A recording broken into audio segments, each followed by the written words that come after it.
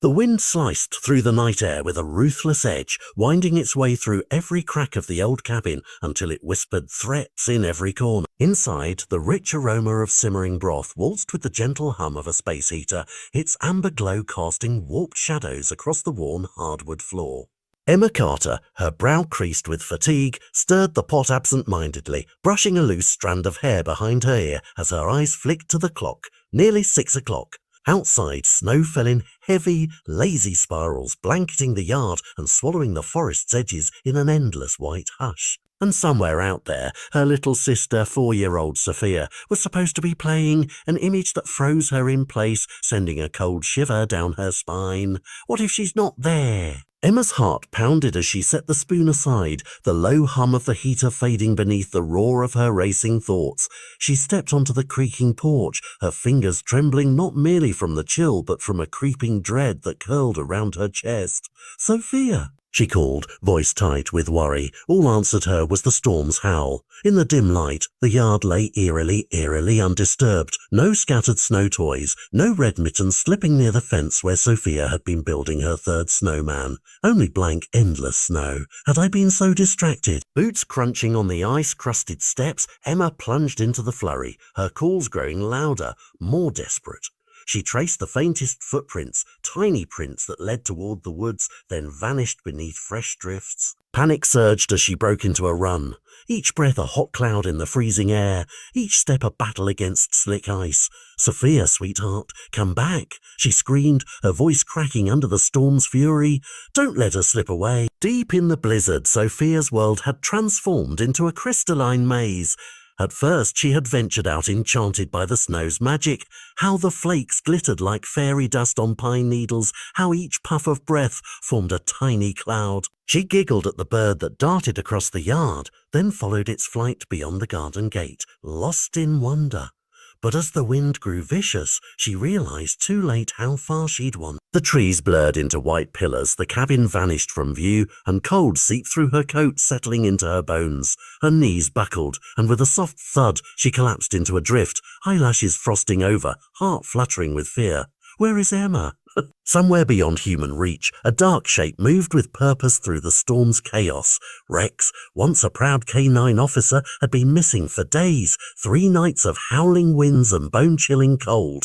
Most had assumed he was gone, yet Rex carried in him years of rigorous training, survival instincts sharper than any blade. Nose low to the ground, he followed a faint scent through crushing drifts, paw prints swallowed by snow yet alive in the storm-swept air. His breath came in steady puffs as he cut a determined path toward hope. He will find her. At the base of a lone fir, Rex discovered a small curled shape half buried in snow. He paused, letting out a soft whine before nudging her gently with his frost-caked nose. Sophia lay still, her breath shallow, eyelashes tipped with ice. Gently, Rex circled and lowered his massive body over her, his thick fur enveloping her like a living blanket. Every few minutes, he lifted his head to bark short staccato bursts, defiant signals against the storm's oppression. Then he pressed his muzzle to her forehead, pouring warmth and resolve into her fragile form. "Stay with me." All through the night, the storm raged, its voice now a low, haunting whisper. Snow piled silently, inching closer to burying them both, but Rex would not budge. His muscles ached, his throat burned from barks that might never be heard, yet he remained steadfast. And then a faint tremor as Sophia's fingers twitched against his fur, a fragile promise of life. Rex licked the corner of her mouth, a silent plea. Hold on. By dawn's first pale light, the storm had softened to a murmur, but its damage lay bare, a world suffocated under heavy drifts. Emma's legs ached with exhaustion, her fingertips numb, eyes stinging with cold and tears. With Ethan Steele Walker at her side, silent, steadfast and determined, she had combed every inch of the woods, calling until her voice gave way. Then the cry came, "Over here!" Emma stumbled toward the clearing, heart-hammering, and there, nearly swallowed by white, was a mound unlike any other.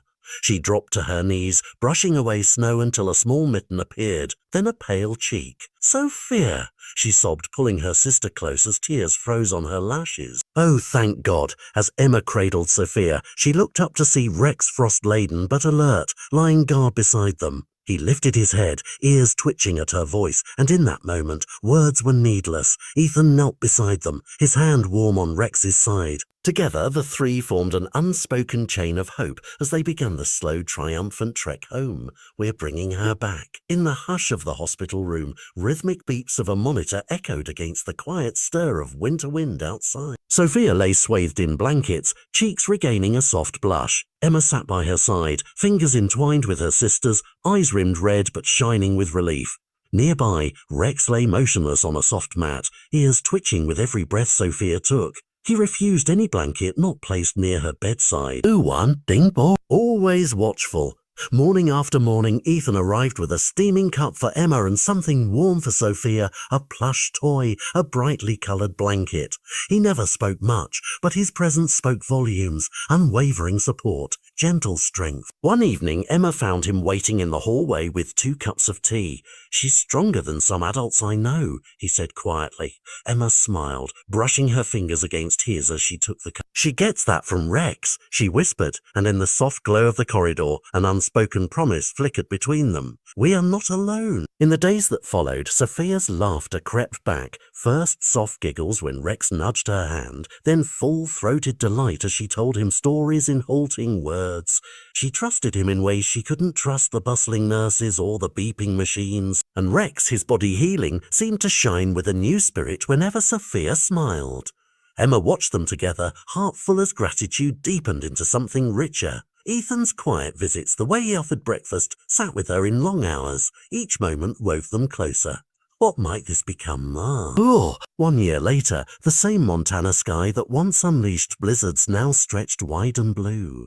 Wildflowers lined the pine-framed aisle where Emma, barefoot in a simple white dress, held a bouquet of daisies swaying in a gentle breeze. Across from her stood Ethan, crisp and smiling, eyes fixed on her with unwavering kindness.